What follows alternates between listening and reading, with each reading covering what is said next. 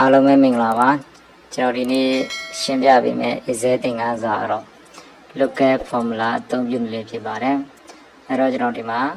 နမူနာအနေနဲ့ data လေးရေးထားတဲ့ ID product price ဆိုပြီးတော့ပေါ့နော်အမှ ID code တွေရှိမယ်သူနဲ့တက်ဆိုင်တဲ့ product ပေါ့နော် desktop တို့ laptop တို့ရှိမယ် price ဈေးနှုန်းတွေရှိမယ်အဲ့တော့ကျွန်တော်တို့ကဒီမှာ ID product price quantity amount ဆိုပြီးဒီဘက်ကနေကျွန်တော်တို့ဒီထဲကနေလိုချင်တဲ့အရာလေးတွေကိုရှာကြည့်မယ်ပေါ့ဒီပုံစံတွေမှာကျွန်တော် lookup formula နဲ့သုံးလို့ရပါတယ်အဲ့တော့ဒီမှာ ID ဆိုရင်ကျွန်တော်ထားပါတော့13939နဲ့ပေါ့နော်1002ကိုကျွန်တော်ရွေးလိုက်ရင် laptop ဖြစ်မယ်သူရဲ့ဈေးနှုန်းကဒီဘက်မှာကျမယ်ဒီနေရာမှာကျွန်တော် laptop ဈေးနှုန်းပြောင်းသွားမယ်အရေးတက်ပေါ်မူတည်ပြီးတော့အမောက်မှာလည်းပေါင်းသွားပါတော့အဲ့တော့1002ကိုကျွန်တော်ရွေးကြည့်လိုက်မယ်အဲ့တော့ laptop ပြတယ်အဲ့တော့မှန်မှကြည့်လိုက်မယ်ဟုတ်ပြီမှန်နေပြီသူက4သိန်းမှန်နေပြီအဲ့တော့ quantity ဘယ်နှခုယူမှလဲပေါ့နော် laptop ဘယ်လုံးဝယ်မှလဲပေါ့နှလုံးဆိုရင်ဒီမှာဘယ်လောက်ဖြစ်မလဲဟုတ်ပြီနော်8သိန်းပြောင်းသွားတယ်ဒီလိုပေါ့မှာ4လုံးယူမယ်ပေါ့နော်အဲ့ဒါခေါက်လိုက်မယ်ဒါဆိုရင်16သိန်းဖြစ်သွားတယ်ဒီတိုင်းလေးပါအမှားဆုံး1008ပေါ့နော်ပြောင်းလိုက်ရင် USB ဖြစ်မယ်ဈေးနှုန်းကတော့သူက2000ဖြစ်မယ်ဒီ quantity ကတော့ယူတဲ့ပုံမူတည်ပြီးတော့တွက်ချက်လို့ရတယ်မှာ3 USB 3ခုယူမယ်ပေါ့အဲ့တော့ဘယ်လောက်ဖြစ်မလဲ6000ပေါ့နော်အဲ့တော့1008က USB မှာ1008 USB တခုကို2000 3ခုယူတော့6000ဖြစ်မယ်နော်အဲ့တော့ဒီပုံစံလေးတွေမှာကျွန်တော်တို့ lookup formula နဲ့ရှာလို့ရတယ်ဒီနေရာမှာကျွန်တော်တို့ data validation နဲ့ကျွန်တော် listing လေးစီရပါတော့အဲ့တော့ကျွန်တော်ဒီဘက်မှာနမူနာပြမယ်ဒါလေးတွေကို copy ကူးလိုက်မယ် control C အောက်နာလေးမှာချလိုက်မယ် control V ပေါ့နော်ဒါလေးဖြောက်ကြည့် keyboard က ESC ဆိုတဲ့ key လေးကိုနှိပ်လိုက်ပါဟုတ်ပြီကျွန်တော်ရှာဖွေမဲ့အရာတွေကဒီအတန်းလေးပါဒါလေးကိုကျွန်တော်ပေါင်းခတ်လိုက်မယ်ဒီနေရာမှာကျွန်တော်တို့ဒီ code တွေကိုပေါ့နော်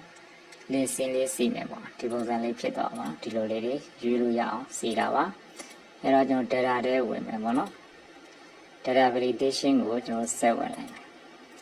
ဒါမျိုးလေးထွက်လာရင်ကျွန်တော်တို့ any value ဆိုတဲ့နေရာမှာကျွန်တော် list လေးရွေးလိုက်မယ်စုနေရာမှာကျွန်တော်ဒါလေးတစ်ချက်ဝင်လိုက်နော်ဒီမှာမြားလေးပေါ့ဒါလေးကိုတစ်ချက်ဝင်ပြီးတော့ကျွန်တော်တို့ ID တွေကို slash ဆွဲပေးလိုက်မယ်အကုန်လုံးဟုတ်ပြီပြီးရင် okay နေလိုက်မှာဒါဆိုကျွန်တော်တို့စင်းတွေရောက်မရောက်ကြည့်လိုက်ဟုတ်ပြီနော်ဒါဆိုကျွန်တော်တို့ code တွေ ID code တွေရောက်လာပြီအဲ့တော့ ID code ကိုကျွန်တော်တို့ကရွေးလိုက်တယ်ဒါပေမဲ့ product ကမထွက်သေးဘူး price လည်းမထွက်သေးဘူး quantity amount လည်းမထွက်သေးဘူးပေါ့နော်အဲ့တော့အဲ့လိုထွက်အောင်ကျွန်တော်တို့ lookup formula သုံးမယ်ညီမချင်း lookup ပေါ့ပြီးတွင်တက်ကလေးနေမယ်နော် lookup မှာကျွန်တော် lookup value ရှိမယ် lookup filter ရှိမယ် result filter ရှိမယ်ပေါ့နော် lookup value ကျွန်တော်ရှာဖွေမဲ့တန်ဖိုးဒီမှာ ID အောက်ကကျွန်တော် code ကို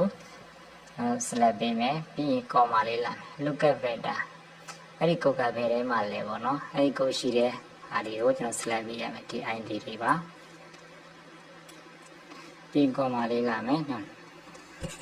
ဟုတ်ပြီအဲ့တော့ကျွန်တော်တို့ comma လေးလာမယ်ပြီးရင် result vector ပေါ့ result vector ကကျွန်တော်တို့ကရှာတာ product မှာကျွန်တော်တို့က formula ရေးတာအဲ့တော့ product တွေကိုကျွန်တော်တို့ကို select ပေးလိုက်မယ်အတိုင်းလေးပေါ့ပြီးရင် green လေးပိတ်ပြီးတော့ကျွန်တော်တို့ enter ခောက်ကြည့်လိုက်မယ်ဟုတ်ပြီဒါဆိုရင်1004ကိုရွေးလိုက်ရင် keyboard လို့ထွက်လာတယ်ဒီဘက်မှာမှန်ကြည့်လိုက်မယ် keyboard ဟုတ်ပြီနော်နောက်တစ်ခုပြောင်းကြည့်မယ်1003အမောက်လို့ထွက်လာတယ်အမောက်ဟုတ်ပြီနော်ဒါဆိုမှန်နေပြီအဲ့တော့ price ကိုလည်းအဲ့လိုပေါ်အောင်ကျွန်တော် lookup formula ထည့်မယ်ညီမချင်း lookup ပေါ့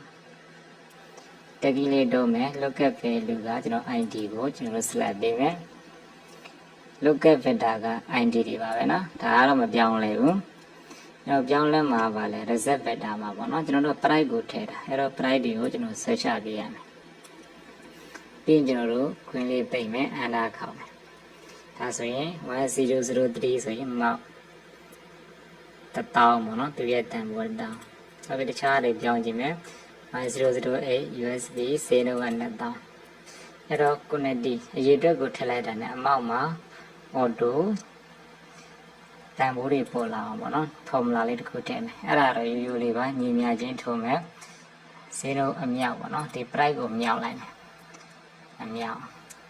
ဘာနဲ့မြောက်မလဲအရေးအတွက်နဲ့ဒီတိုင်းလေးပါပြီးတော့ enter ခောက်လိုက်ဟုတ်ပြီအဲ့တော့ 1008က USB စင်းတော့ငါကျွန်တော်တို့က2000ဖြစ်မယ်သူကဘယ်နှခုယူမှာလဲမှာ3ခုယူမယ်ပေါ့နော်